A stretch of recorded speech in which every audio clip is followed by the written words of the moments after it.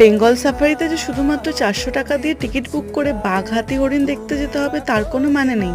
কারণ পার্কে তো একটা জুও আছে যেখানে নানা রকমের পাখি, কুমির, সাপ, চিতাবাঘ ছাড়াও আরো অনেক রকমের প্রাণী দেখতে পারবে তোমরা।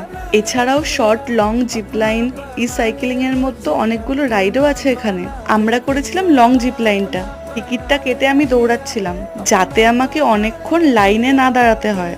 ওখানে গিয়ে সবার প্রথমে মাথায় হেলমেট, কোমরে বেল্ট পরাচ্ছিল। আমার তো মনে হচ্ছিল আমরা কোনো যুদ্ধে যাচ্ছি হয়তো। দাদাটাকে ইয়ার্কি করে বলছিলাম, দাদা এখানে কোনো জব ভ্যাকেন্সি আছে? বললো হ্যাঁ, বাঘের ঘর পরিষ্কার করতে হবে। আমি বললাম না থাক, সুরজের কিন্তু হাইট ফোবিয়া আছে। দাদাটা ওকে বলছিল হাতটা ছাড়ো, ও তো ছেড়ে আবার ধরে নিচ্ছিল। দুজন মিলে ঘুরতে যাওয়ার এই একটা সমস্যা। ওর ভিডিওটা আমি করে দিলাম, কিন্তু আমার ভিডিওটা করবে কে? 5টার সময় লাঞ্চ করে এবার আমাদের যেতে হবে বাস স্ট্যান্ড, কারণ ট্রেনের আসার টিকিট কনফার্ম হলেও যাওয়ার টিকিট কিন্তু কনফার্ম হয়নি। আজকের মতো টাটা, ভালো থেকো।